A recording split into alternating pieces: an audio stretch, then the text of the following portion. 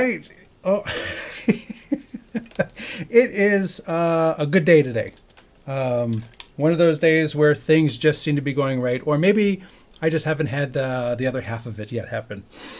Thank you everyone for coming today. My name is Anthony Barocas. I am the Chief Gearhead here at StreamTek, and I welcome you every week to the Wednesday live show. And remember, it is a live show.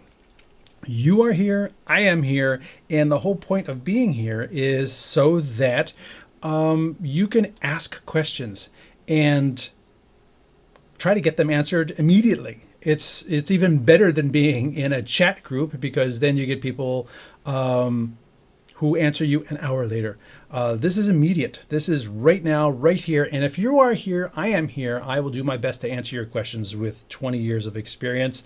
And if I don't know the answer, I'm not going to look it up on the web and then hallucinate and do the AI make shit up and then give you the wrong answer and lie like it's the truth. I'm not going to do that.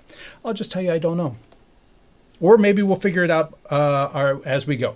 That is the magic of live shows. So any streaming questions you have, they don't have to be related to today's show, which is, let's put this out of the way, which is the BirdDog Studio. If you don't know, BirdDog has released software and a hardware control surface. Now, the hardware control surface is what you're purchasing. The software comes with it, and the hardware activates the software. You can download the software and you can poke around in a little bit with it, but it does not become fully activated without the hardware component. That's why there's actually, like, at the very bottom it says unlock, and you need the hardware to unlock it.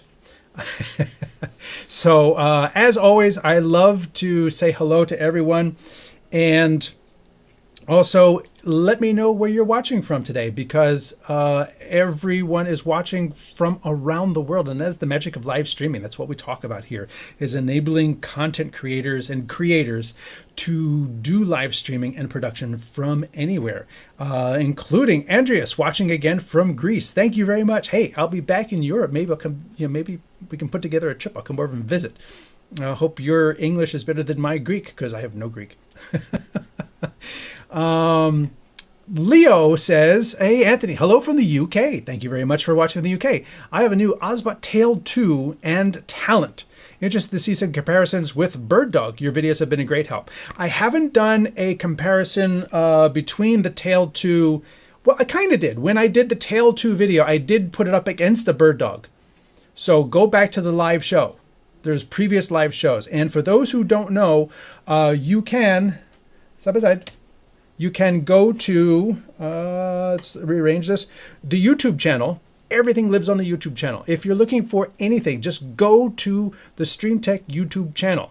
And then over here, there's this magical little icon. It's called a magnifying glass, and it means search. So if you were searching for the Tail 2, you could type in TAIL 2, and it'll bring up every video that I've done about the Tail 2. There it is, Tail Air. Apparently it's just searching for tail. And then there's also a live show, which is not here for whatever reason. So if you go into the live shows, I did a live show when the Tail came out. And Duet 8, there's the Duet 8. We did a couple shows on that. Yolicam S7, battery power. Oh, I hope that's not the show that had issues. That might be the show that had a couple issues with it. And we had to pull the live one down because the audio was all messed up or something on the live stream. But I have a recorded version.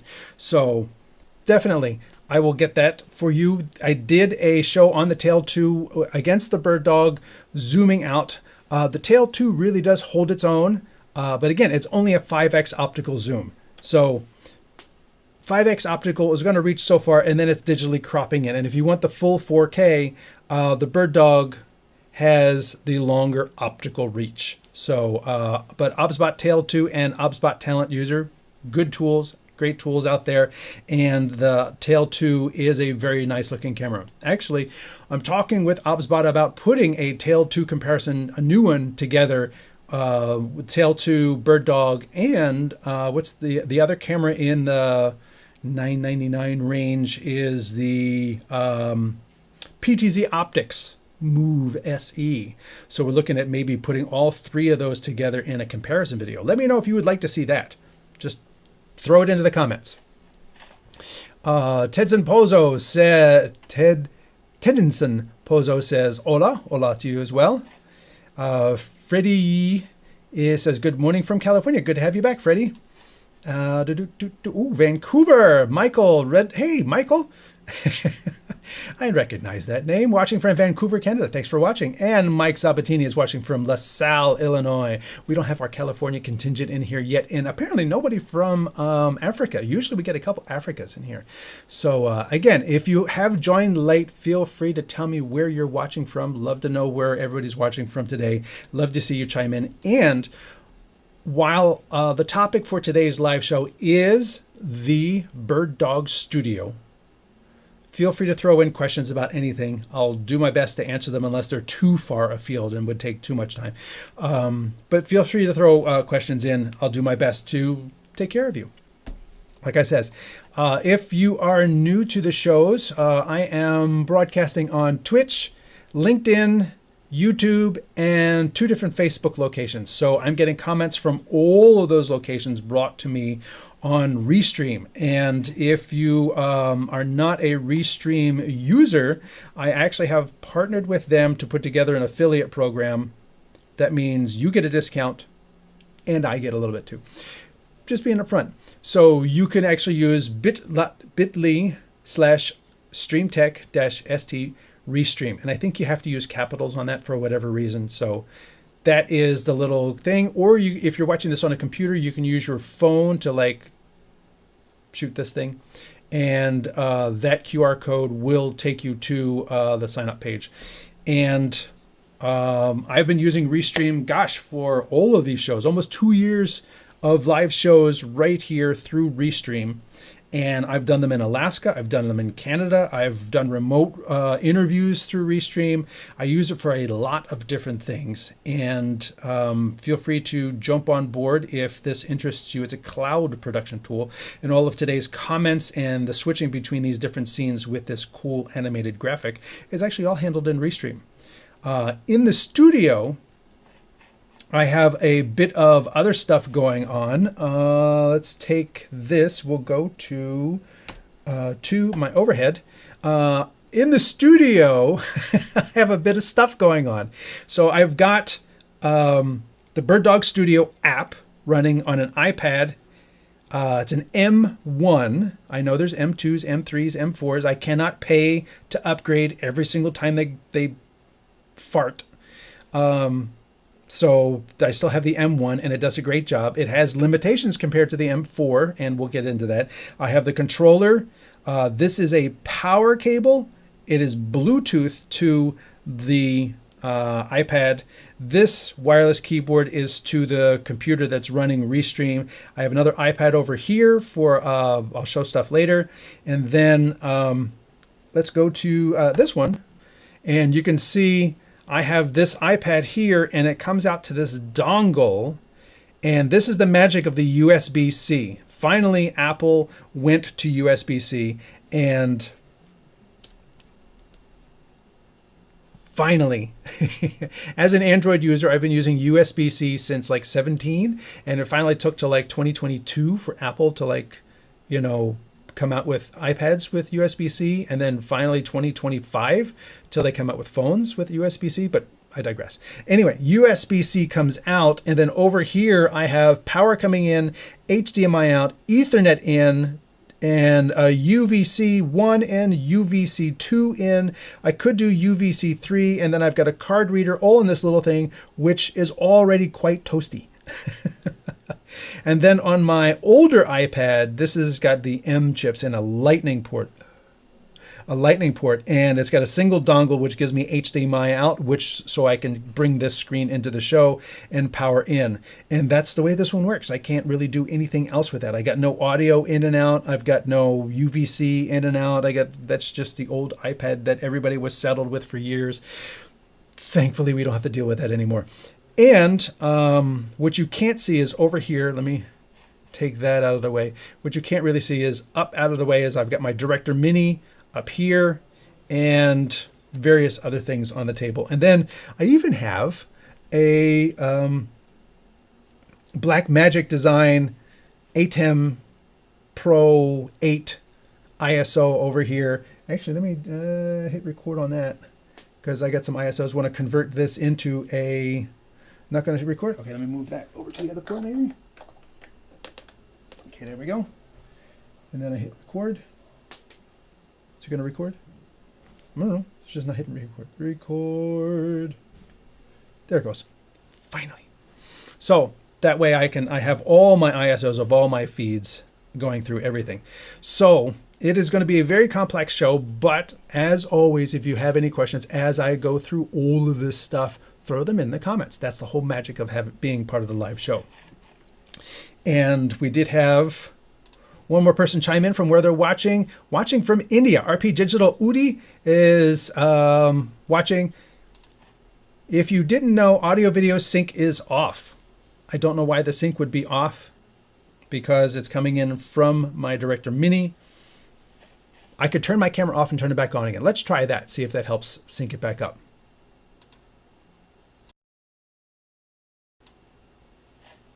And it probably doesn't. I would have to disconnect it and then reconnect it, I think, and have the computer reassess the signal coming in from the device. So it's something I can fix in post because I'm recording separate from this, even though it's being recorded in the studio. Anyway, I digress. We've got a lot of new people watching. It actually doubled in attendance. One of the things I like about Restream is it shows me way up here in the corner how many people are watching. So where's everybody watching from today? Please chime in. Let me know where you're watching from. And if you have any questions during the entire show, throw them into the comments, even if they're not related to this particular thing. Feel free to throw them in the comments. I'll do my best to answer them. And I won't make up answers and hallucinate like AI does. So without further ado, let us talk about the BirdDog Studio. It's they call it the Mach-E Studio, but I think I've just resorted to taking the Mach-E out. If you have it, it came out as part of their program with this little camera, the BirdDog Mach-E. It says wireless. It's got HDMI out, which is really nice. It's got USB-C that you can use to power it, or do power over Ethernet, or you can use it for networking, or you could use it for USB-C audio, which is really cool. So you can plug a little wireless microphone right into here, and then it's got a little SD card for recording right in here. Very cool. It lasts a pretty long time. It's got your microphones right here in the front, which makes a lot of sense. And it's got autofocusing in there. I guess I can just push this wire off to the side now that we're in the show. So this thing will run for, they say, about 6 hours. And it has an optical zoom. So all the people who love the Mevos and have been waiting for if only the Mevo had an optical zoom and I could like come in a little closer or move out a little further, or if it had a threaded front, which people have been begging for. And this thing's been out for like 7 years or so. There's never been a V2. Doesn't make any sense. So I think this is basically the V2 that people have waited for. You go from HD to 4K. You go from one little battery to 2 batteries. You know, the Wi-Fi gets upgraded. You no optical zoom, optical zoom. People wanted an HDMI out, you get an HDMI out. The one thing one caveat, I covered this before, is that this one has a dedicated audio input that this one does not have. So you can actually do networking over USB-C and audio input, whereas right now this is just one USB-C port and you kind of have to figure it out. It's been postulated, maybe you can use a hub, maybe. I haven't seen anyone try it and confirm or deny whether that works. So this is going to be part of today's show, this little BirdDog, because these little Mach-E's, honestly, you get one of these, throw it into your bag. It's a great backup camera. You can place it anywhere, do whatever you need to with it. You say, oh gosh, if we only had an angle of view from the stage, we forgot to bring another camera. Just throw this on the stage and point it out at the audience. You're good to go. And especially with the optical zoom, if the placement isn't just right, you can zoom in a little bit. So that is one of the handy things. And you can get a 3-pack of these. You can build your little studio. You just need a way to switch all that stuff, which is where this comes into play. Now, this is, again, Bluetooth to the iPad. These, well, this one is definitely going to be wireless to the iPad, but I always say in my networking, you know, if you can, get things on a wire, but even more importantly, bring your own network. And I've talked about this a lot. When it comes to NDI, you need a good network. Netgear has made an entire AV line specifically for video over IP. And right now, I am not using my standard office router. I'm using a high-end gaming router, which is capable of handling 2.5 gigabits input. So it has a very fast backplane, and it does a much better job handling multiple NDI cameras than my Eero Pro, which is my office router, which has 2.5 gigabit in, but does a horrible job with NDI. You put two NDI signals on the network and I just get stuttering frames. Whereas the gaming router does much better. So be sure to bring your own network if you're going to be doing NDI, and bring equipment that you've tested and you know it works for more than you are trying to put through it. I've got a couple more people chiming in. Oh wow, Peninsula Live is watching from Alaska. Super cold up there. I hope you aren't where the storm came through on the west coast of Alaska. Mr. Robert Link says Seal Beach, California. Good to see you. And Wolfgang is back from good old Germany, where I will be back next week. So next Wednesday, just mention that next Wednesday I won't have a live show because I will actually be in transit. So I will not be doing a live show next Wednesday, I'm pretty sure. And then so I'll have one of my videos upload on Wednesday. And then the next 2 Wednesdays, I'll be in Germany. All right. Now, without further ado, this controller, like I says, this controller is sold, and then this controller unlocks the software, which I've got just cluttered full of information. And it kind of looks like this. I think this was the better one. So over here, this is the interface of the BirdDog Studio. Over here are all the different sources you can have, and this is scrollable. I'm dragging it with my finger. And then over here on the right, I don't think my finger can actually reach. Yeah, it ends. Over there on the right is various controls, and that is also scrollable and likely to get longer.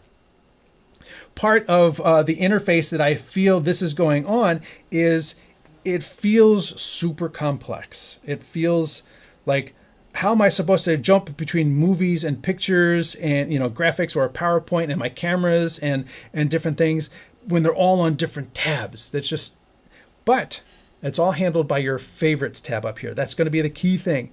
When you build your stuff and you get a couple cameras that you want, and you get a picture-in-picture that you want, you know, or a scene, and then you get your, you know, graphics that you want, you can, because it's going to, when you go to, let's just say, pictures, yes, it's going to bring up every picture that I happen to have on this iPad, which, for the purposes of, you know, helping my son, I have, when we go food shopping, we build him a little chart of what we're going to be going to get. So all the pictures that are on this iPad are not applicable. I don't need to see all these pictures. So I put just the pictures I want. Here's my pictures. Here, I just put just the pictures I want in my favorites. See how that works? So the favorite tab is going to be your favorite tab. Cameras, you know, now I've got a bunch of cameras here. I've got my built-in camera here. I've got, you know, a couple NDI cameras. There's another NDI camera way back there looking at, actually I can bring that up. I'll put that, actually I can just tap it right here. Oh, 6, there we go. So that camera way back there is looking at these two cameras right here. I've got a P100 from BirdDog, and I've got a Tail Air right here. This one is power over Ethernet powered, and this one is power over Ethernet powered, except this one has to be done with OBSBot's proprietary adapter. This one's just, I just plugged in Ethernet. And that one back there is actually just wireless and battery powered. So that's what's going on in that scene. or in this camera view. Just want to give you more of a behind the scenes of what's going on when I bring these sources in. So if I bring this down a little bit, you can see this, it tells you right there, that's my P100. And this one over here is my tail air. You can see, you know, as I move my hands between all of these cameras, this is the magic of having a good router, is the fact that I've got these 3 cameras all coming in wirelessly, wired, power over Ethernet, and if I bring it down a little more, you can even see my built-in camera. And in terms of lag time between the camera that's actually in the iPad versus these remote cameras, it's pretty smooth. At least it's smooth to me. I cannot vouch for the fact that if Restream is getting a stuttery video because of the computer being overwhelmed or whatever, then that can make the presentation, like if you see me stutter, then that's a Restream issue. If you see just these stutter, then that's an NDI issue. Question came in. 3-hour flight to get any storm damage, 35. 3-hour flight to get any storm damage. So you're more in the 35 degrees. No snow yet, really. Interesting. Almost November. Freddie, what Netgear switcher do you recommend for NDI? Preferably something that is not over $1,000 US dollars. They have the AV line. That's sort of like the main go-to. If doing streaming is your business, having the proper tool is going to give you benefits. And don't look at it as it's $800 for the smaller unit. Look at it as it's $80 a year for the next 10 years because you're going to use it for the next 10 years. At that point, it's not that expensive. I am actually not using a Netgear AV router, I should say. I'm using a, it's on the other side. I can't see it. But I am using a 12-port power over Ethernet router with a built-in power supply that's supposed to provide like 240 watts of power over all the different ports. So it's pretty powerful, and it handles the NDI just fine. And wirelessly, the wireless camera and the iPad is wired. My second iPad is wireless. So I don't have a whole lot of wireless flying around right now either. But thank you for the question. And as I said, if you have questions as we go through this, throw them in the comments. I'm surprised nobody has a comment about the interface yet and why it looks so cluttered. That's because these graphics I brought in, I built those graphics and they're just sitting there. Idiosyncrasies with the interface that I have found. So let's continue with this. So what you have up here is I showed you your favorites and your cameras. Next up is your picture-in-picture. We're going to click on that. And I built this picture. And so you can see, you know, that gives you a design. If you want to add one, you've got a little plus at the top. And now I can do, you know, and it's telling you what's going to be your iOS camera, camera 1, 3 across, big and 2 smalls, you know, different things like that. So it gives you a bunch of these, or iOS camera and a small left and right and things like that. This has got the little shadow on the bottom, which is pretty nice looking. That one's got the shadow. So this can really help dress up your show to make it look like, you know, you got like a little reflective surface there, and it's got the angle bevel and things like that.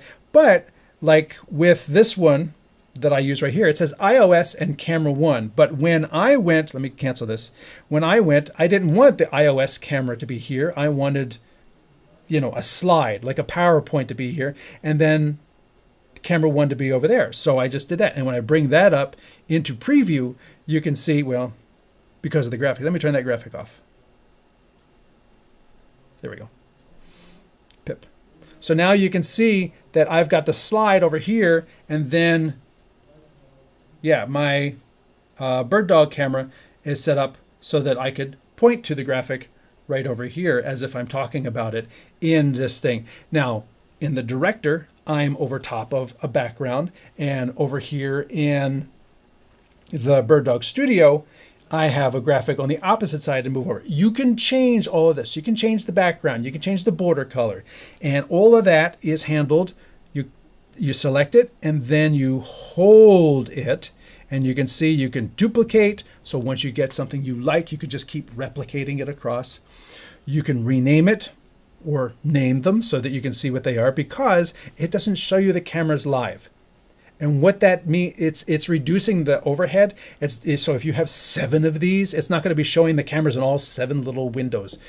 This just makes it easy for the CPU. Only when you bring it in the preview does it fill it with the camera. You can edit it and you can unfavorite. Like I said, I favorited this, which puts it in the favorite tab up here. And I told you that's going to be your favorite tab. So we're going to go into edit. And now you can see this is the picture I put here. Now it says picture instead of iOS. And then if you didn't want to do this, you could come over here and you select the source. I can have a camera, I can have a movie, I can have a picture. I went into my pictures, I grabbed this picture. If I wanted a different picture, I click the little arrow and it says, well, what do you want to put there? All right, let's put this there. Boom, now it fits better. There you go, I have a new picture. You go back out, now you can see how this fits into the graphic a little better. Over here on the right, you've got your picture settings, your shadow settings, your size settings, your border settings, and there's your bevel, and you can get kind of crazy. So all of those graphic elements are handled by those tools on the right. This is not a tutorial video, this is sort of like an overview, so there they are. And then you can see on the left here, it says PIP1 is active. If I turn this off, oh, unlike that one, now PIP1 is active. So you can see I've got right here, it says this is in preview. See where it says yellow? That's in preview, cameras in program. So it's telling you even along this side where those sources are coming from, so that if you wanted to know, oh, where's that title coming from? It's coming from the title tab. This title right here, it's coming from this title tab. And these little bars will actually jump around, and they happen to look a lot like the yellow and red overlays here as well. So that is your picture-in-picture, or one of. Let's continue down to movies. Down here, you've got a bunch of movies. It's got some movies since before I took it over. And then if I wanted to see this movie in preview, I touch it. So that is a background that you can put somebody in front of, so it looks like they're in the news office. I have another one of those here. And again, these are not going to activate until they go into program. Once I put that into program, so now that it's in preview, I can bring it into program, and you'll see that now it's actively playing. See that little T-bar thing over there? When I move the T-bar on the switcher, it's reflected in the software as well. So you can see, not animated, but when I bring it over there, it's animated. Actually, it's animated in both places. Why they didn't flip, I don't know. There we go. I just didn't go hard enough, I guess. There's also, as you can see, there's a page curl is my transition, and there's a cut that also is reflected on the side over here. I have cut and I have auto. Auto being whatever the thing that you have selected in that other area. So if I say auto, it's going to do the page curl. And if I do cut, it's just going to cut back and forth. So here you go, cutting back and forth. And you can see how the cut lights up. Cut, cut. And if I do page curl, see how it says page curl? And there's one other key transition. We call it a stinger, but on here it's called the super foreground. Okay, so come over here to super foreground right here. And we've got 3 of them are built in. I don't have stingers, so I'll use these leaves. Let me select the leaves with my finger on the screen, and then on the switcher, I'm going to turn super foreground on. But when I do that, it doesn't actually happen. It loads it. So that when I come over here and I say auto,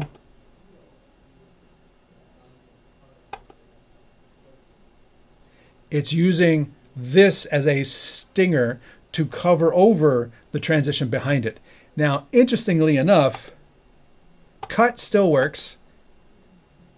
But when I say auto, it's using this stinger, but it's using it over top of the page curl. So when I hit this, you can still see it doesn't automatically do a dissolve behind it or a cut behind it. It actually still does whatever your auto transition is over there. So if you watch right up here in the corner, when I hit auto, you'll see it start the page peel before the leaves come in. Ready, set. I find that kind of interesting that it doesn't just like in the middle of the transition where you know it's fully obscured, just cut it. It doesn't do that. It continues to do the transition, the dissolve, or page curl. So you can actually see it start to page curl and then be covered over by the leaves. There we go. Back to me. I don't know why it does it that way. It's very interesting. Your audio is now in sync. Thank you very much for letting me know. I appreciate that. Freddie says, you can hit the logo button on the controller, add and remove the logo.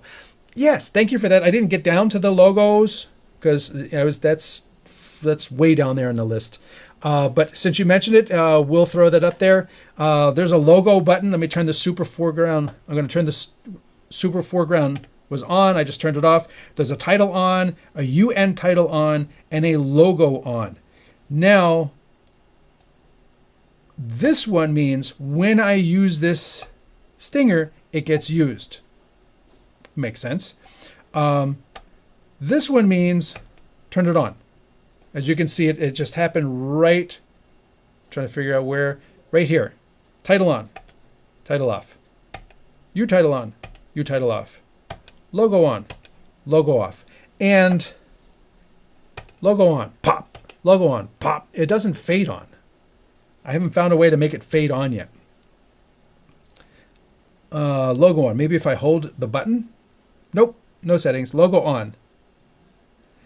And up here it says my duration is 1 second. I'm going to turn logo off.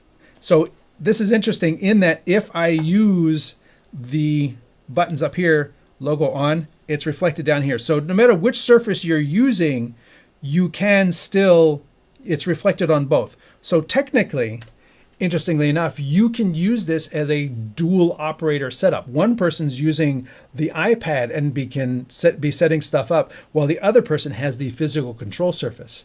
Now, the control surface can be moving around, so you might want to be careful in that if I use, actually, let's do this way.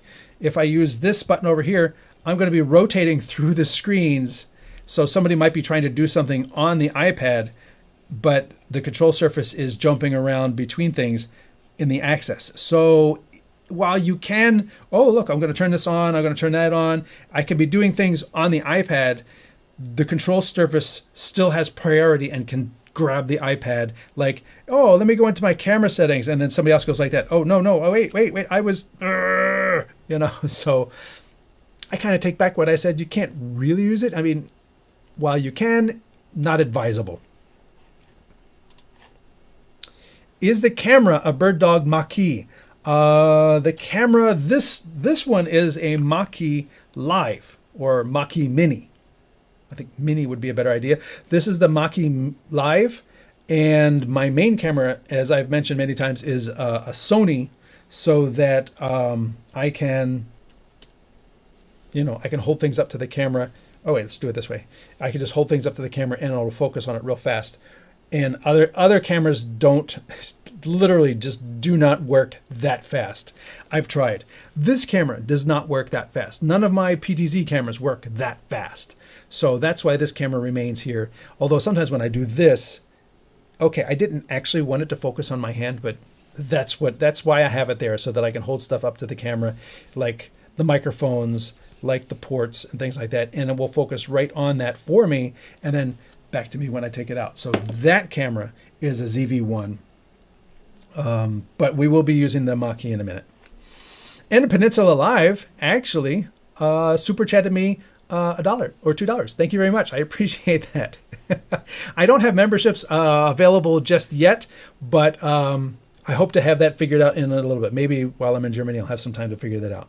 Let us continue on with the charts. With this menu on the right. Oh, meant this one. So we were down to, we did picture in picture. So we got the movies. I showed you the movies, pictures, transitions. These are the different transitions you can load into over there. So you can check them all out here. And there's only 1, 2, 3, 4, 6. There's only 9 of them. Now, one of the things you can do here is, it's just very interesting the way this is designed. So here are my transitions. If I use this wheel to move between things, I can go to transition and then I can use my number keys. See, it says I'm on 3 page curl, or I can go to fold, which is 5. 5. Now my transition is fold. So if I do auto transition, apparently that's fold. Let's try bar swipe on 6. And then we go auto. There it goes. So I'm actually using the control surface to adjust settings. Now, honestly, I don't think people are going to be changing their, transitions. I probably would I'd never use anything but dissolve. And then, because dissolve would also look fine underneath a super foreground stinger transition. The dissolve here would look good underneath of a stinger transition, and it looks good by itself, and you can use it a lot. Like a transition from people talking to a video clip, and then a dissolve back out of a video clip. But then if you got a replay, you can use the stinger to replay, stinger back out of replay, stuff like that. So that's your transitions over here on the left. And then the next one down is your super foreground. It says right there in the top center, super foreground. That was the leaves. You can use emoji. I find this one is, like if I do like a normal 1 second dissolve, it goes too fast. There's just too much going on. So if you go really slow, and you can see here, it jumps in really fast. But you can see the dissolve is still happening in the background there. And then the leaf, if we go back to the leaf, you see how it's starting to dissolve behind it and finishing the dissolve right here. So the dissolve is basically invisible behind the leaves. And splash. That's pretty cool. All right, let's continue down the list. We'll turn off the U title. So the U title, I'll turn that back on, and it immediately appears on the preview. The U title is title that's coming from the web. So you need a URL. So it doesn't say URL title, it just says U title. Not me title, U title. So this is a URL title. And I just made this one really quick on Uno. And let me bring that up. Uno is over here. So this is a website, overlays.uno, actually app.overlays.uno. And you could build all kinds of things over here. And the magic with this is now you really can have somebody else doing your graphics. And because this is on the web, this person could be in Alaska. And they could be, watching your stream and updating the things. Now remember, they're going to need to see a non-delayed by 20 seconds preview. So they can't be watching the actual broadcast. They need to watch like an immediate live stream source. So you're going to need to like figure out something like an SRT directly to them as part of one of the destinations. So they're watching the immediate SRT feed, on their device and adjusting the graphics, so let's look at the leaderboard, and then he like brings up the graphics of the leaderboard. So you don't have to have your graphics operator where you are. They can be remote and updating the graphics in a cloud tool that then sends them out to a URL that you then bring into the URL here. So if I go to plus, it says, give me the URL of the stuff you want to bring in. It's as simple as that. So I typed in the URL that was provided by Uno Overlays, and this stuff just popped into my switcher. So this is none of this, scroll at the bottom, the thing at the top are all being created over here in this overlay. So I can go into the settings and do all that right there. And that makes it very easy to be able to hand that to another person, whether they are at the same desk as you or whether they are in another country. So that is very cool. The UTitle. All right, let's get back to the iPad. Oh, the app crashed. And I just reloaded it. It reloaded super fast, but it did not bring up the UTitle automatically, which makes me wonder if there is a save method. Because that is, oh, there it is. Sorry, I just didn't tap it. There we go. So those are still there. And thankfully, it remembered the URL I put into it, and so I was just able to tap it and bring it back up again. Title. These are titles you can create in the app itself. So I've got a lower third. Let me actually get rid of the UTitle off. Title. So this is my title.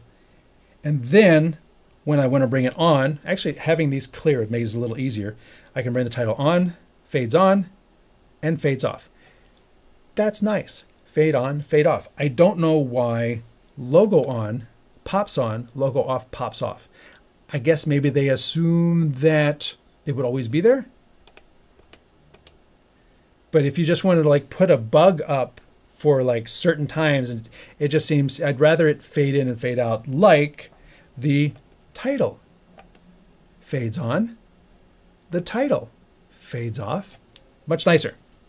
And then of course, like with the other graphics, you hit the plus and they give you some sample things on here, text and shadows. This app is very good with shadows and glows and colors and things like that. Another thing is the iPad just has a crap ton of fonts. I went into, let's just select one. And then we're gonna come in here and we're gonna edit this. And I want to edit that text. So I'm going to select the item. And then over here where it says text, on the right at the bottom it says text. I can say, this is what it says. It says the word exclusive. Okay, I don't care. And then I'm going to take the keyboard out of the way, go away. And then I go into the font. And then over there, it's literally showing me every single font on the iPad, which I don't need. You know, you would honestly need to go in here and finally made it to the letter B, the letter C, all the way. If I go all the way down to Z and I get Zap Dingbats, which I'm never going to use, and Zapfino, which is beautiful, that's 302 fonts. That's way too many to have to scroll through to find a font. So the other problem is, like, it doesn't just show Veranda. It shows Veranda, Veranda Bold Italic, Veranda Italic.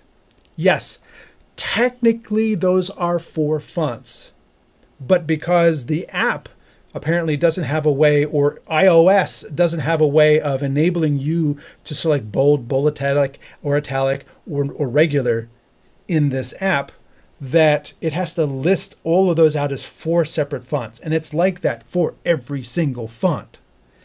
Times New Roman, PS, Times New Roman, bold, medium, it's just bold italic. It's just too much. And so I really look forward to seeing a way to leverage, like if you were in a writing program, you would bring up, you know, times. And then above the text, you would say bold, italic, underlined, you know, those would all be separate things, not listed out like this. But of course, at the top, you can see they try to make it a little easier. You can favorite things. It's just a little frustration of mine. So that is the title. So if I wanted to do this one, I'd bring exclusive up here, turn that off. You can, as you saw, you can have multiple titles. And then when you bring title on, it brings them both on, brings them both off. Or I can just do one at a time. One thing I will mention about the titles here is that they're not animated. I mean, there's an FX on here. Cut in, fade in, cut in, you know, that's like the effect for the title in, the effect for the title out, but that's the title itself doesn't animate or build. And I think In this day and age, that should really be the standard, because if I'm on my Director Mini and I hit a button, do you know what happens? An animated title builds in. And without any effort from me, it's going to build itself out. That's very cool. But here is an iPad app that doesn't do it. And the reason I mention it is because iPad apps have had animated titles for a long time. And because I am not beholden to any particular company, and BirdDog provided the controller for me to do an article on it, but I'm not being paid to do it. This is not a paid commercial for them. I'm going to show you on my other PC, not that one, my other iPad, my iPad Pro, I have Switcher Studio. And I have used Switcher Studio for years. Actually, I haven't used it since COVID hit. So not since 2020 have I used Switcher Studio. But for 17, 18, 19, and into 20, I have used Switcher Studio, and it is a beautiful program, iPad-based, and this is running on the Lightning iPad, so way old processor. But from the beginning, the titles that they have animate on, and they animate off. If I want to bring this one actually has, you know, like a build. It builds up and then puts the logo in the corner and then builds it off. This one, one of my favorites, it actually flutters on. And then when you type it off, it flutters off. Like my favorite one, I've done shows with that one. I've done so many shows with this graphic because it's very simple but elegant in the way it flutters on and flutters off. And if I had to choose an iPad app, this gives me the deliverable that it gives me for the viewer, for the client, to be able to like do that with the graphics, to bring this one on, to do that. And again, doing that is fairly easy because here, let's watch this. We're going to edit the properties. There's the titles.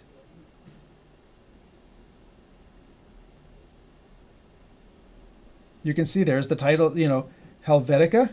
We're going to select Helvetica, back.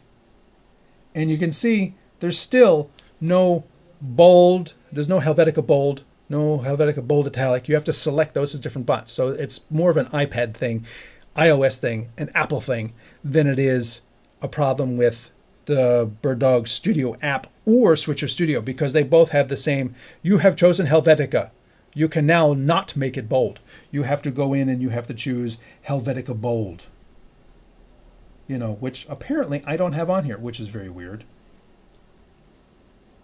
Anyway, so that's how you can build that. But having animated titles, really, in this day and age, I think an app really needs to have animated titles. And I think the BirdDog Studio, I think having these titles, getting some animated choices in here is going to be one of the first things I would recommend that they start looking at. Is, yeah, these are good. These are handy. It's good starting points that you can, like, you know, mess around and, you know, make your own stuff and then delete stuff you don't want.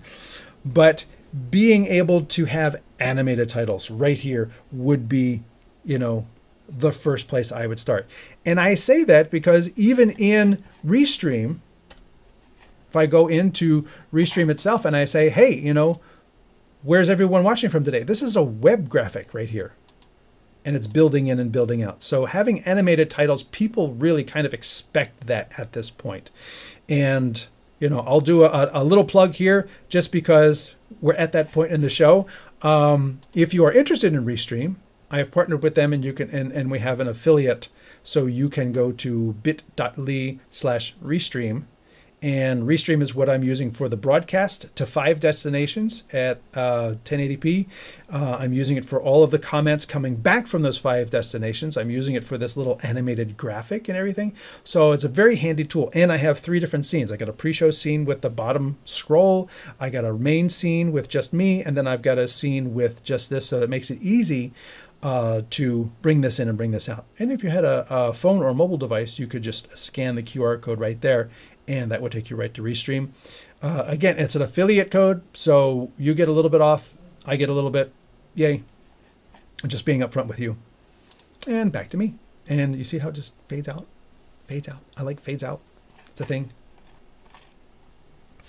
Let's continue along. So 4.3. So as you can see, the titles, yes, built-in titles, awesome. You know, that's what makes it an all-in-one. You don't have to go to something else to build your titles that you can use in the show. I wish the titles were a little better. That's what I'm going to say about that. Continuing down here, you have an end title. I haven't figured out what end title is. I think it's an NDI title. So when I go to add something, it's telling me it cannot find an NDI titler locally. So I don't have one to show you. Logo, I put my little logo in the corner. And then as we talked about before, there's a little logo on. So when I hit the logo on button, logo's on, logo's off. It just pops on and pops off. It does not dissolve. I don't know why. Music. You can have built-in music here. So if you wanted to have a dance tune play, now I've got a dance tune playing, and I could have it loop, or I could have it just play once and stop. So let's do loop. And you can add music. You can take these tracks out.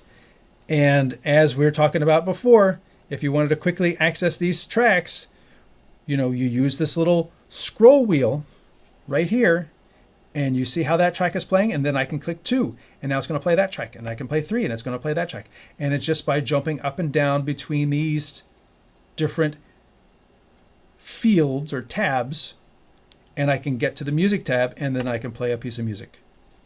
4, go back to 1, there's it playing track 1. So, and again, it's looping because I told it to loop at the top of the screen. So we are going to stop that from playing.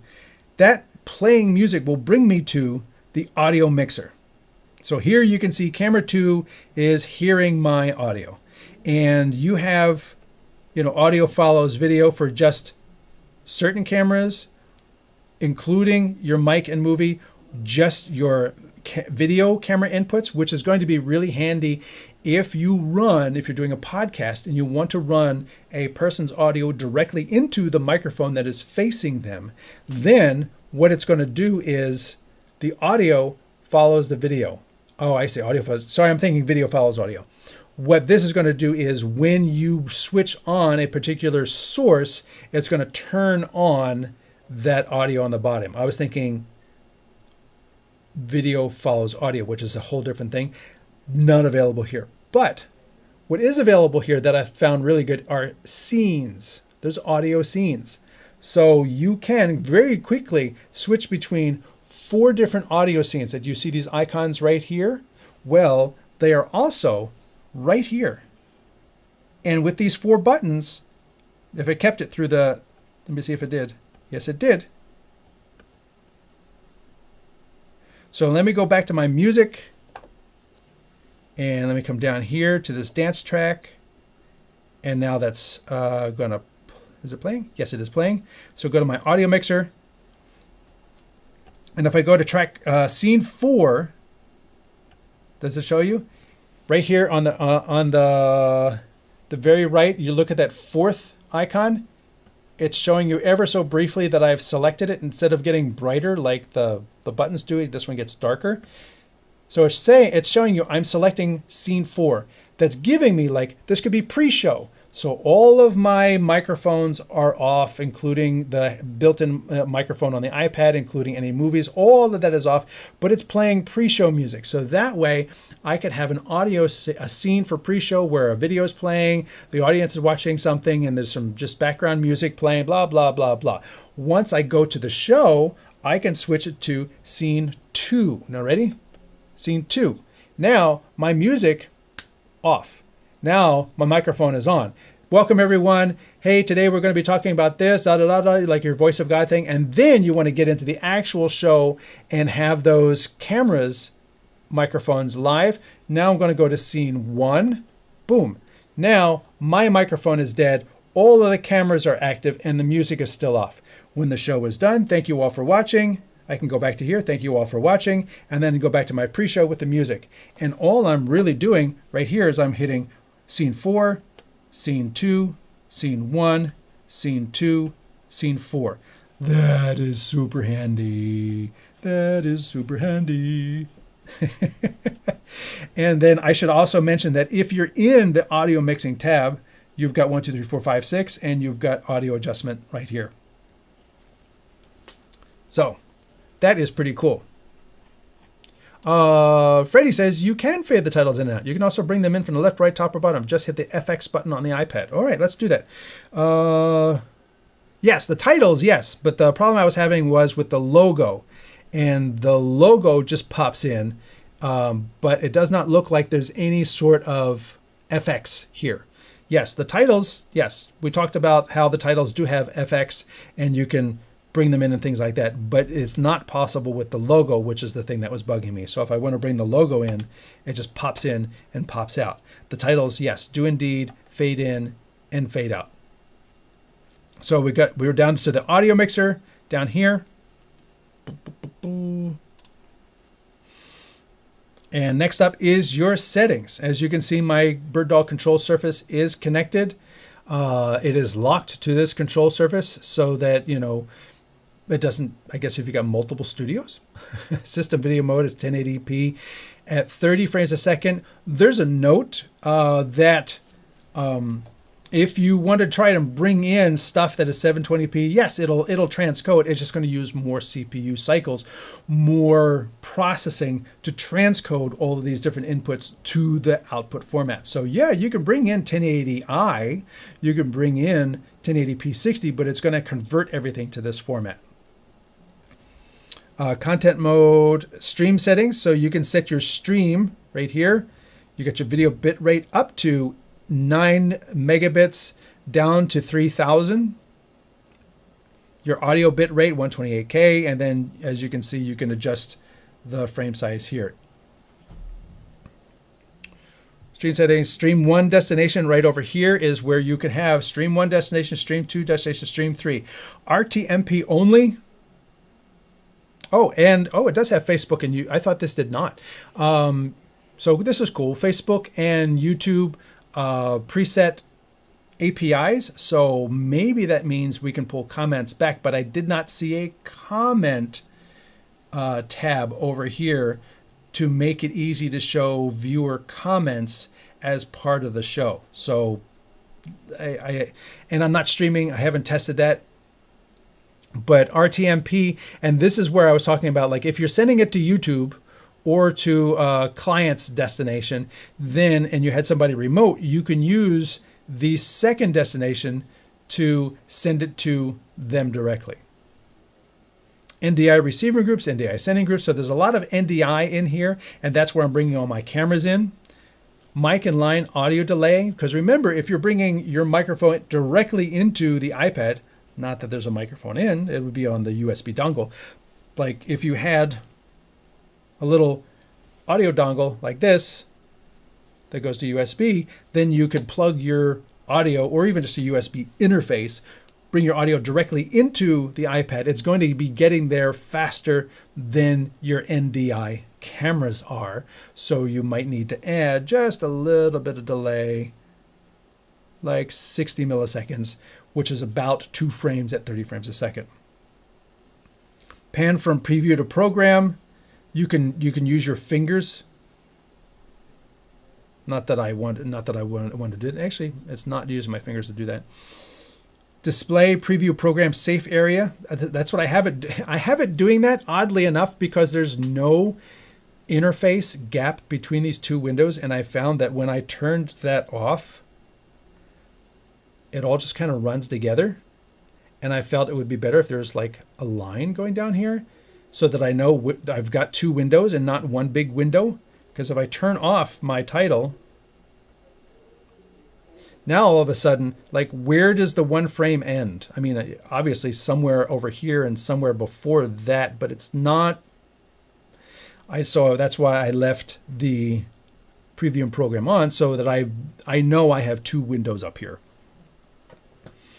Now, display the external HDMI with the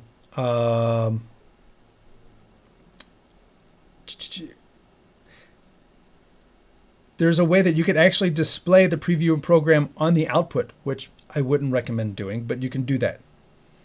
Enable full screen external HDMI output on screen mirroring. That's cool. That's really what you're going to want to do is set that for program out. Start pip when swipe up to go to home. Display sequence number on cells, or you easy to use control surface. These are things that I haven't delved into. I'll just be honest. Swipe up or down on the collection to switch tabs, and you can pinch. This was actually a cool feature. If you have a lot of things like pictures, I have a lot of pictures. You can, let's go to overhead. You can just pinch and make it bigger. Oops, don't do that. Crap. That's one of the reasons I hate iPads.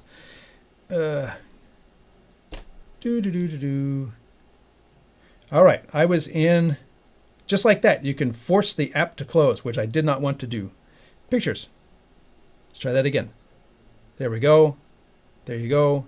There you go. So that way you can make it easier to find content by having more content on the screen and then zoom out, zoom in.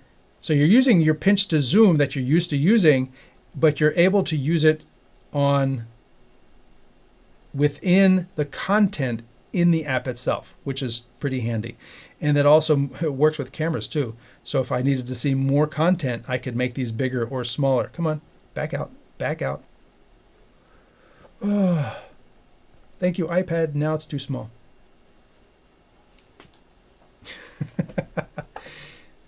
Can I use two hands? There we go. If I use two hands, it'll work. So that is that setting. Unlock is just showing you I found the iPad, and then about. Now, one of the things I find is there's so many tabs, but some of these settings, like your unlock can be in settings. Your about can be in settings. You know, there's different things that could easily be just put into settings, and then you have less things to scroll through over here. That would be my opinion. Question comes in, would you recommend an NDI logo app to get the logos the way you want them? Well, I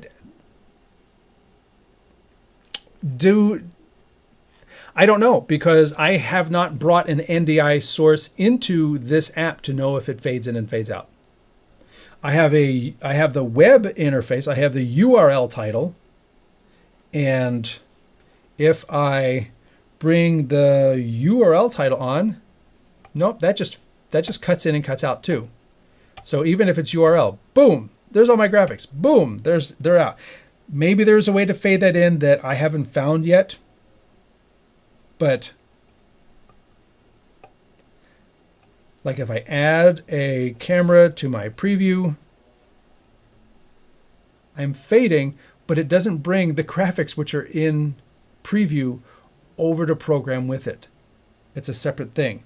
So if I bring that back out, now I want to go to this just the way it is. Do I add my URL title? So let me turn my URL title on. Oh, now that's on, and then I fade that in. See, there's certain things that the software needs to be updated to make work like we would expect them to work. What you're seeing here with the built-in camera, let me turn that title off, is actually a pretty cool feature in that with the M series, you've got a higher resolution wide angle camera, and you can turn it on so that it will actually follow. Come on. You were just doing it. There you go. So it's actually using center stage to follow me, which can be pretty cool. If you are a self-presenter, you can move around, and the camera that's built into the selfie camera that's built into the iPad is going to track you. So you could actually use it up here and keep the control surface down on the table in front of you. And then if you moved around a little bit, it would recenter you, which would be especially handy if you're using a picture-in-picture. So let's try this. If I go to my picture-in-picture here, and I want to replace this, not with Cam 1, let's go and edit this, edit, and the camera, I want to edit the camera. That is this source, and Yes, a camera. Built-in camera. There it is. It's at the bottom. Interestingly enough, it's at the bottom here, but in the camera list, the built-in camera is at the top. All right. So now, did that work? I don't think that actually changed it. Let's go back. I've got this selected. Yep. Select the camera, built-in camera, back. There it goes. Now it changed. Let me take off that U title because it's overlaying my preview. So now you can see I've got the U title here. And if I bring that in, zoop, so now I come over here. I can move over to the right.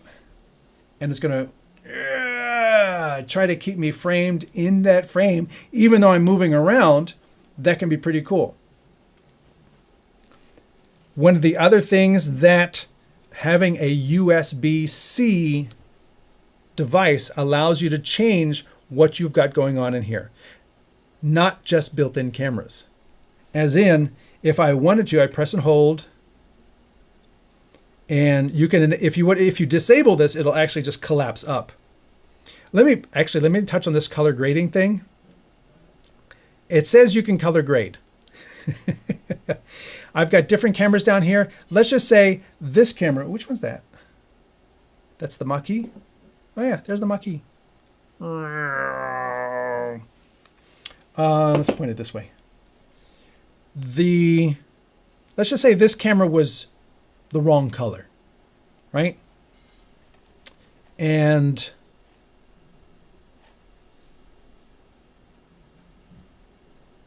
here it is. And I wanted to change the color on this camera. So what I would do is I go into, this is the camera I want to change, and I can select this and say color grading. Now, it throws me into the color grading tab, but then I have to pick the camera again. It doesn't just take me right to the color grading for that camera. So then I say, okay, that was camera 2.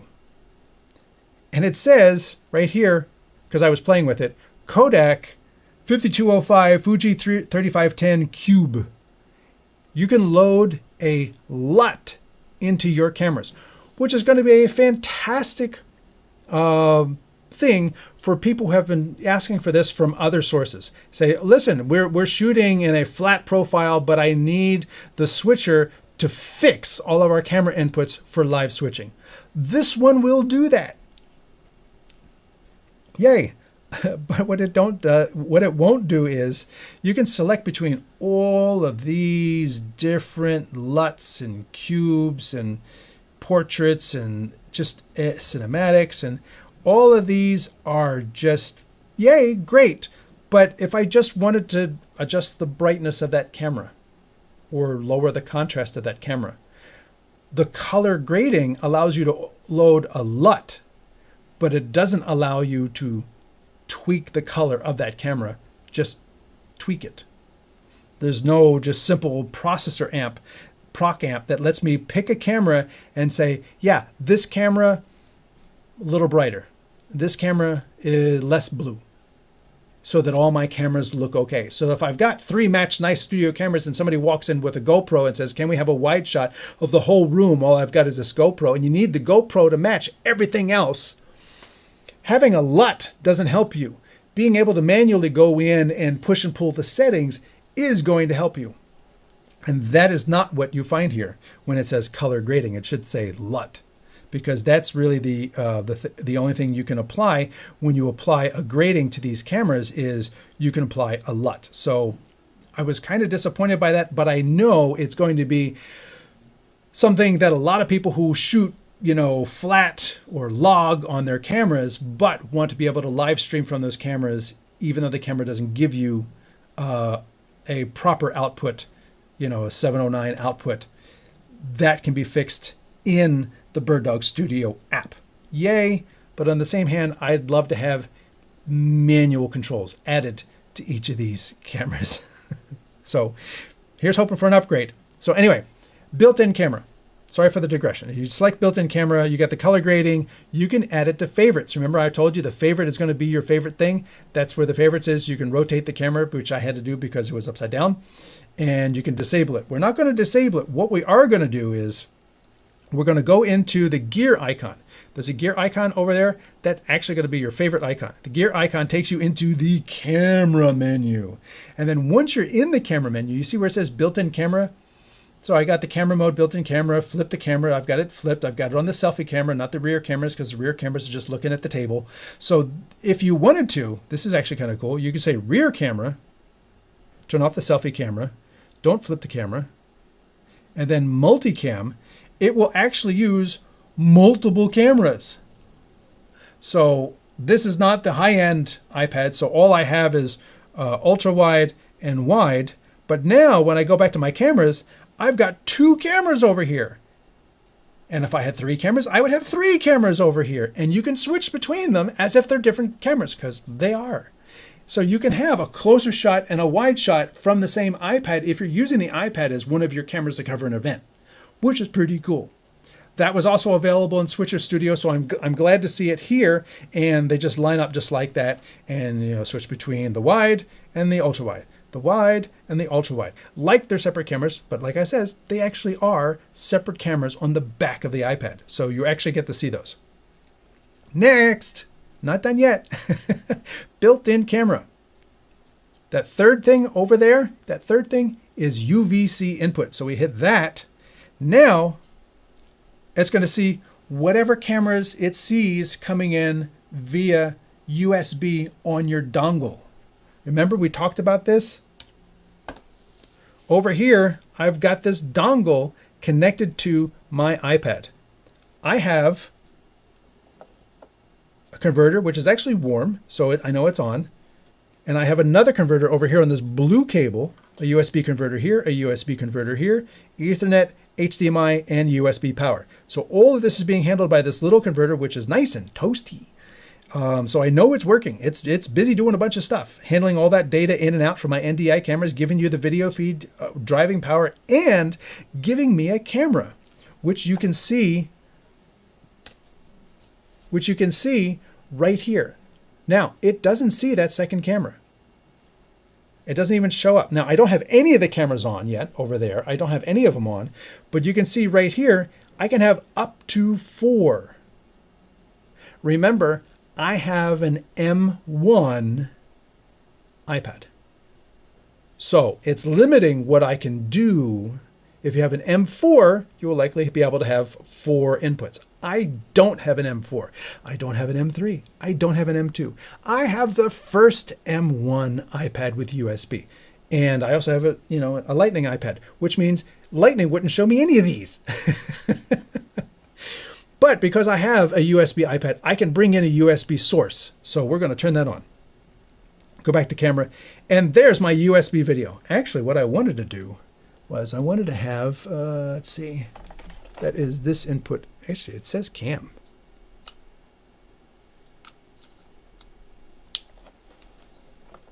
Is that this one? Oh, it is this one. So there, it goes dead. And I'm going to plug in my main camera. I should just come right up. Boom. Okay, so there you see I've brought in this same camera. Now it's not flipped. I don't think I can flip it. Disable color grading. Ooh, I can color grade it. I can, no, you can just apply a LUT. So deceiving, so deceiving. Oh, my remote tail air just quit. So it lasted an hour and a half. Yeah. So here you can see I can bring in USB cameras in addition to my NDI cameras. So if you have an iPad that is newer and more capable, you're going to bring in 4 wired cameras, up to 4 wired cameras, and over here, up to 9 HDMI cameras. Again, I have an M1. I'm not going to try to bring in 9 cameras, but still, this is a very capable tool to be able to handle as many as 4 and 9, 9, 10, 11, 12, that is 13 camera sources in an iPad, which honestly is crazy. 13 cameras in an iPad. 9, 10, 11, 12, 13. Yeah, 13 cameras in an iPad is just crazy to think of. And finally, with the USB-C, we're able to bring in HDMI sources or even SDI sources into your iPad or just USB cameras. Like there's lots of little good UVC cameras now.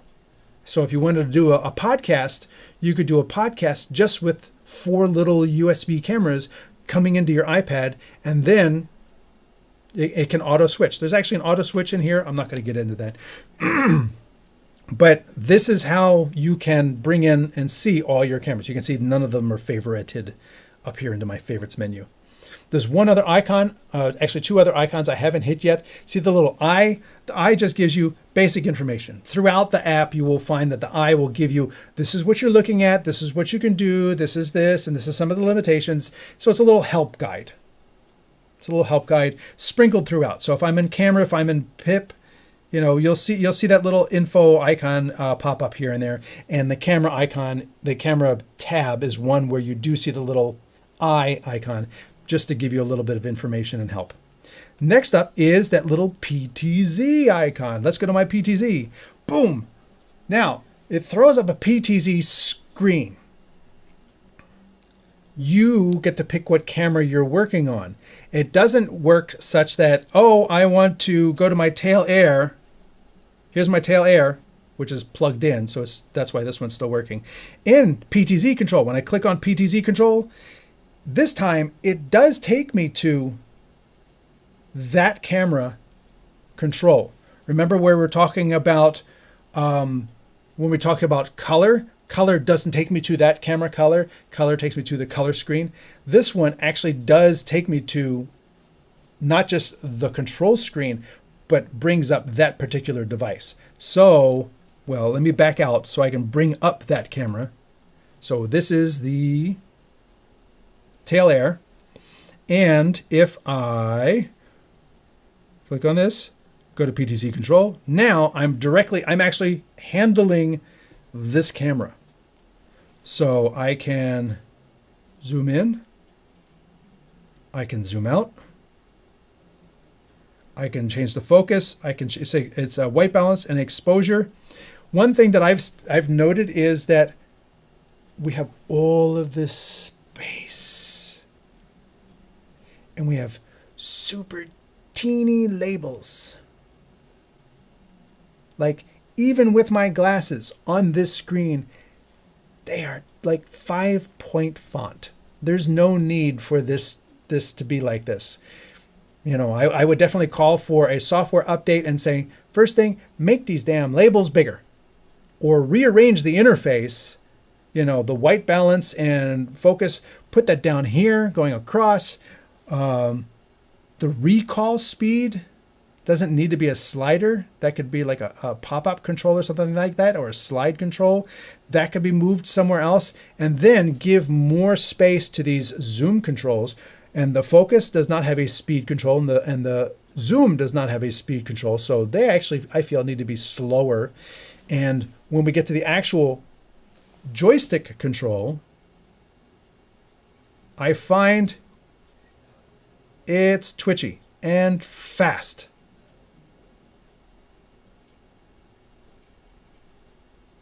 Now, let's see if I can get it to go to the right. No, down. Let's see if I can get it to go back to me. For whatever reason, the answer is no. I can't get it to go back to me. I don't know what the deal is. And I know tail airs can be a little finicky, but if I go to my PC, and I think I already had it up and running, we'll bring up Studio Monitor, and we'll go to the one tail air that's running. That's this one, and turn down the volume.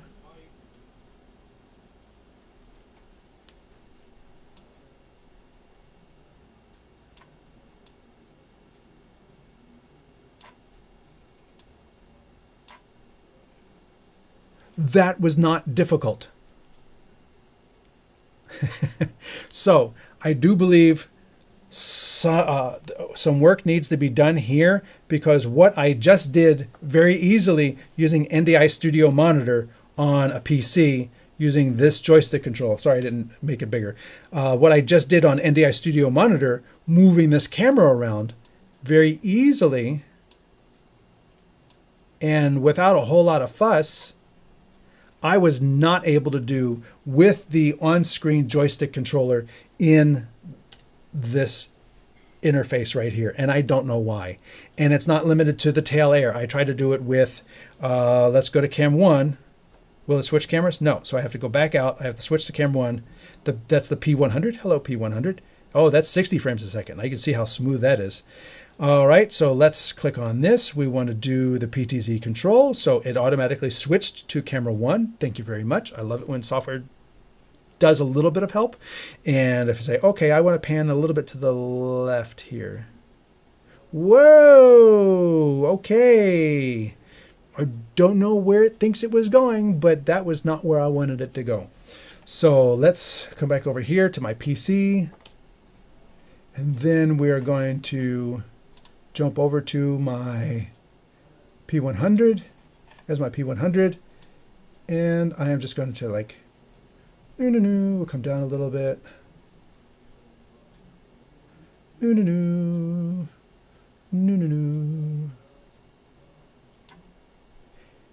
that's how it should be. It can be done over NDI that well. So knowing that it can be done that smoothly and that easily, I would love for this interface to revamp this interface and get that level of smoothness back into these cameras, because the cameras are capable of it. NDI is capable of it, because I just did it on a PC using NDI Studio Monitor 5, not even 6. And that this app can't do it means that this bit needs a bit of a rewrite. So I want to point that out too. I got a couple more comments coming in. Bird Fader says, hey, super chat, £1 Great British Pound. I don't even know how much it is, but thank you. I am actually going to be a little choppy because let me close Studio Monitor on the PC. There we go. That should speed things up. So 3 a.m., but I made it. Good to have you here. Good to have you. That knocked your sync out. Yes, that's probably what it is, because Restream is running on the PC that I was actually doing that in. You can probably only ask a Surface tablet to do so much.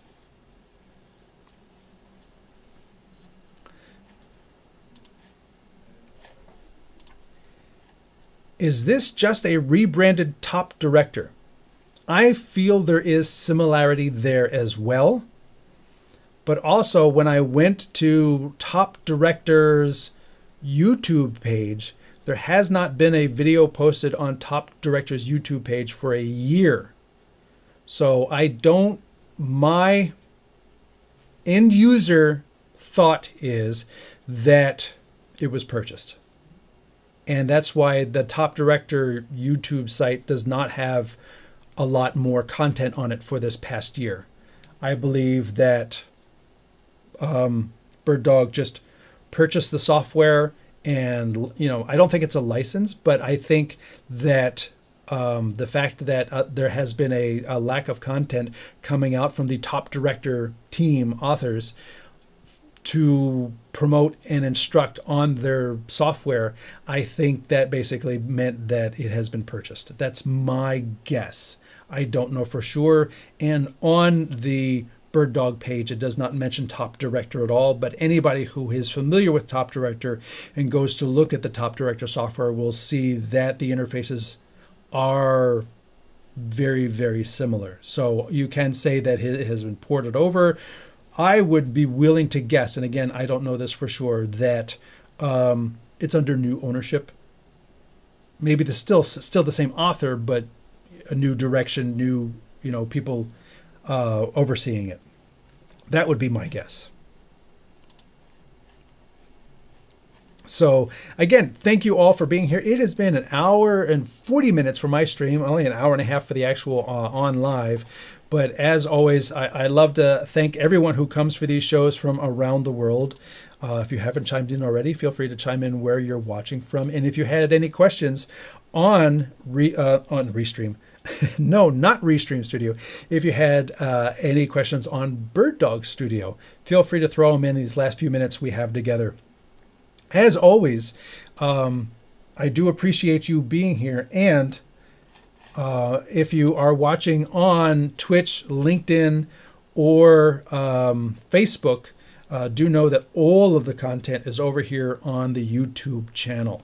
And you can use that little search icon there to find content on pretty much anything you might need in terms of getting started in live streaming, stepping up your live stream game. I'm not talking about broadcast gear. I'm not talking about, you know, hundreds of thousands of dollars worth of stuff. I'm talking about like entry level, getting started type of gear. That's what you can find on the StreamTek channel. Also, I will be doing a BirdDog show in just a few hours, and we'll be taking a look at the new X4E. So be sure to, if you haven't had an opportunity to check that out, be sure to check us out. We'll be live in just 3 hours. I write for Streaming Media Magazine, so you can go check out my recent feature articles on the YOLO Box Extreme. All of the all-in-one production tablet live streaming devices I could find, including some that don't do titles, some that are really wonky to set up, other ones that are just super easy to set up. So there's, you know, I went reaching far and wide to make sure it was pretty conclusive. Also talk about the recent Magewell Director Mini Update 3.0 and the Blackmagic Design Micro Studio Camera 4K G2. Right there. Those are some of the recent articles, and you could actually scroll down and see a whole lot more on streamingmedia.com. If you need to reach out to me, you can find me at streamtek.us, and then there's a contact us form at the top in case you need consulting or anything like that on stuff that you do. I also run the Facebook group B4 on M4III, which is B4 lenses on Micro Four Thirds cameras, now with almost 5,000 members, which is really cool. I have the Teradek AirMix group, which is another iPad software for live switching. It's free, does not require a control surface. However, it is completely unsupported and has been unsupported for years. However, that means it runs well on older hardware. So if you have an old iPad, Lightning iPad sitting around, and old iPhones and old Android phones, AirMix works and was designed for that hardware because it is old and orphaned, and we have a group of a whopping 60. So feel free to join us there. And if you are interested in some cool artwork, feel free to check out my sister's studio, 17secondstudio.org. You can check that out there, and she does art on canvas, on wood, on round, with lyrics on them, and various other artwork on artwork. So it's like, you know, multi something. I'm not an artist, so I can't really speak to that. Let's check her stuff out there. And as always, my name is Anthony Barocas. I am the Chief Gearhead here at StreamTek. Always looking forward to helping you. Can you connect on that studio? Which studio? I don't know which studio you're talking about because I just mentioned my sister's studio, 17 Second Studio. I want an X4 Ultra. That would be cool. They look really nice. Wonder how it would work with the studio. Probably just as well as the NDI cameras I have here, because like I said, I have a BirdDog P100. You can use any NDI source with the BirdDog Studio. It's not limited to BirdDog cameras, but because BirdDog cameras have, by default, NDI, it will work beautifully with them. Except for that PTZ control, which I hope they update. Thank you all for being here. Once again, if you want to look for us, we're at Stream Technology on YouTube and Stream Technology on Facebook. My name is Anthony Brooks. I'm the Chief Gearhead here. Until 2 weeks from now, I will look forward to seeing you online. Take care.